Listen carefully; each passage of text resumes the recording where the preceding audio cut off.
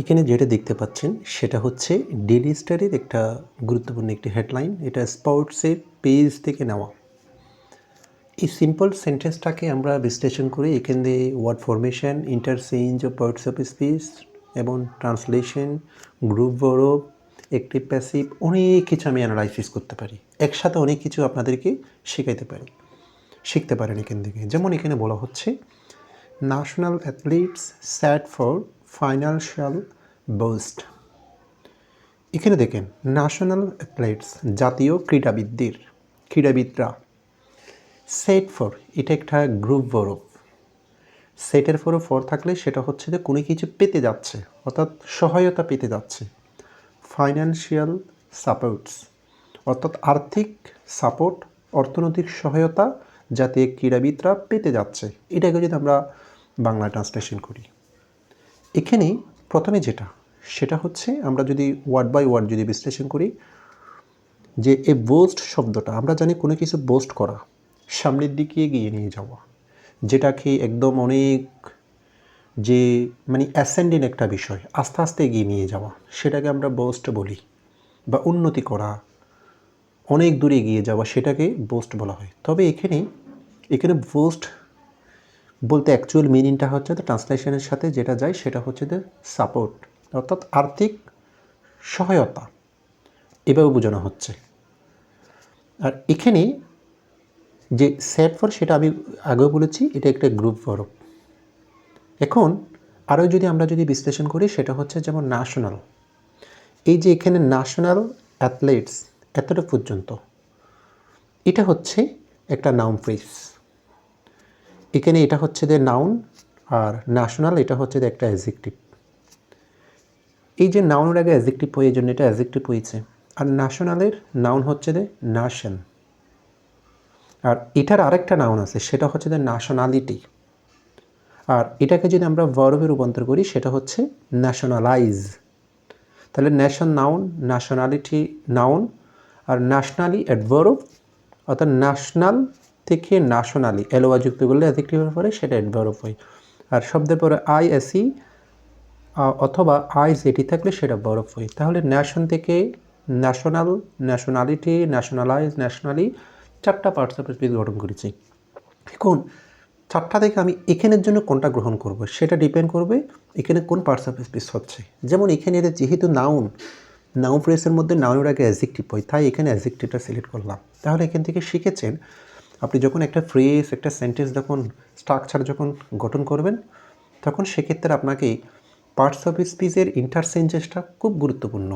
এই ইন্টারচেঞ্জটা যেখানে যেটা প্রয়োজন হবে, নাউন, অ্যাডজেক্টিভ, ভার্ব, অ্যাডভার্ব, সেটা অনুসারে সে রূপে ফর্মে কনভার্ট করে সেটা বসাইতে হবে।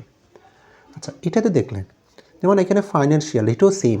বোস্ট এখানে হচ্ছে যে নাউন, বোস্টের আগে এখানে যেটা আছে সেটা হচ্ছে তো অবশ্যই অ্যাডজেক্টিভ হবে। ঠিক ফাইন্যান্সিয়ালও কিন্তু অ্যাডজেক্টিভ। মনে রাখবেন শব্দের পরে যদি এএল বা আইএএল এই সাফিক্সটা যদি থাকলে, এই প্রত্যয়টা থাকলে সেটা অ্যাডজেক্টিভ হয়। যেমন এটা ফাইন্যান্স থেকে ফাইন্যান্সিয়াল। আবার এটার আরেকটা নাউন বলা যায়, অনেক সময় মানি এর অ্যাডজেক্টিভও কিন্তু কি মানিটারি বা ফাইন্যান্সিয়ালও কিন্তু হয়। আচ্ছা, এখন আসি এই যে আমি যদি বলি ফুল, আবার এটা একটা নাউন ফ্রেজ। ফুলটা হচ্ছে একটা নাউন ফ্রেজ। কেন এটা ফ্রেজ বললাম? কারণ এখানে কোনো ফাইনিট ভার্ব কিন্তু নেই, এখানে কোনো ফাইনিট ভার্ব নেই। সেট এখানে কিন্তু এটা নন ফাইনিট ভার্ব হিসেবে ইউজ করা হয়েছে। এটা ভার্বের ফার্স্ট পার্টিসিপল ফর্ম হিসেবে ইউজ করা হয়েছে। সেট এমন একটি ভার্ব যেটার base first participle form same. এবার এই কথাটা হচ্ছে যে পেসিভ অর্থ প্রকাশ করে, তারা পেতে যাচ্ছে, অর্থাৎ তাদেরকে দিবে কে সাপোর্টটা? তাদেরকে এটা গভর্নমেন্ট দিবে, অথরিটি দিবে। তো যারা দিবে তারা সাবজেক্ট। তো যারা কাজটা করবে তারা যদি সাবজেক্টে যদি না থাকে, বুঝে নিব হবে অবজেক্টটা যদি সাবজেক্টে আসে। যেমন এখানে অবজেক্টটা যারা পেতে যাচ্ছে তারা অবজেক্ট, এরকম যদি অবজেক্ট যদি সাবজেক্ট হয় তখন এটা প্যাসিভ অর্থ প্রকাশ করে, অর্থাৎ জাতীয় ক্রীড়াবিদরা অর্থনৈতিক সুবিধা পেতে যাচ্ছে। এখন তাহলে এটা প্যাসিভ অর্থ প্রকাশ করে এবং এটা একটা ফ্রেজ। যেহেতু এখানে ফাইনিট ভার্ব নাই, এটা হচ্ছে একটা নাউন ফ্রেজ। কারণ সংবাদপত্রের সর্বদা কোনো একটা হেডলাইন সেটা নাউন ফ্রেজ লেখা হয়। এখন আবার প্রশ্ন করতে পারি, এই ফ্রেজটাকে চাইলে আমি একটা ক্লজে, একটা সেন্টেন্সে কনভার্ট করতে পারি। একটা সেন্টেন্স, সিম্পল সেন্টেন্স বা একটা ক্লজে যদি রূপান্তর করি, তাহলে আমাকে একটা ফাইনিট ভার্ব মানতে হবে। এই যে সেট এটা ফাইনাইট ভার্ব হয়ে যাবে যদি আমি এখানে একটা ফেসিভ, যেহেতু এখানে একটা অক্সিলিয়ারি ভার্ব সেটা প্রেজেন্ট টেন্সের কথা ধরেছি, প্রেজেন্ট কন্টিনিউয়াস টেন্সের কথা ধরি, পেতে যাচ্ছে, এটা চলমান। কারণ কন্টিনিউয়াসলি তারা অ্যাথলেটসরা একটা নির্দিষ্ট সংখ্যক অ্যাথলেটসরা মাসিক একটা মান্থলি একটা পেমেন্ট পেতে থাকবে, এই জন্য এটা কন্টিনিউয়াসলি ধরেছি। তাহলে আর বিন প্রেজেন্ট কন্টিনিউয়াস টেন্সের মধ্যে ফেসিভের মধ্যে বিন আনতে হয়। আর বিন স্যাড বললে তখন এটা একটা সিম্পল সেন্টেন্স হয়ে যায়, কারণ এখানে এটা তখন ফাইনাইট ভার্বে রূপান্তর হয়ে যাবে। তখন এটা সেটটা মেইন ভার্ব হবে আর এটা হচ্ছে অক্সিলিয়ারি ভার্ব হবে। এর বাইরে যেটা গ্রুপ ভার্ব বলেছি, এই গ্রুপ ভার্বটা কেন, এটা হচ্ছে গ্রুপ ভার্ব বা ফ্রেজাল ভার্ব, যেগুলো এরকম ভার্বের পরে যদি প্রেপোজিশন থাকে তখন এগুলোকে বলা হয় গ্রুপ ভার্ব বা ফ্রেজাল ভার্ব, এগুলোকে বলা হয় ইডিয়ম। এই ইডিয়মিক এক্সপ্রেশনগুলো যেমন দেখেন, স্যাড ফর মানে হচ্ছে সহায়তা বা সহায়তা পেতে যাচ্ছে, কোনো কিছু পেতে যাচ্ছে, এটাকে বলা হয় স্যাড ফর। আর সেট বেক মানে হচ্ছে যে দেরি করা। আর সেট ডাউন, যেটার আরেকটা অর্থ হচ্ছে যে ফুট ডাউন, লিখা। আর সেট আপ মানে হচ্ছে যে এস্টাবলিশ করা, কোনো কিছু স্থাপন করা, কোনো কিছু প্রতিষ্ঠা করা। আর সেট অফ, এমনি অফ মানে হচ্ছে যে কোনো কিছু বন্ধ করা, কিন্তু সেট অফ মানে হচ্ছে যে যাত্রা করা। আর সেট অ্যাসাইড মানে হচ্ছে যে কোনো কিছু, এখানে আমি কিছু রাখলাম, সেটা যদি এখান থেকে সরিয়ে রাখি সেটাকে বলা হয় সেট অ্যাসাইড। আর সেট ইন মানে হচ্ছে যে শুরু করা। তাহলে সেট দিয়ে প্রেপোজিশন ভিন্ন ভেদে অনেকগুলো কিন্তু আমরা ইডিয়মিক এক্সপ্রেশন বা ফ্রেজাল ভার্ব বা গ্রুপ ভার্ব পাচ্ছি।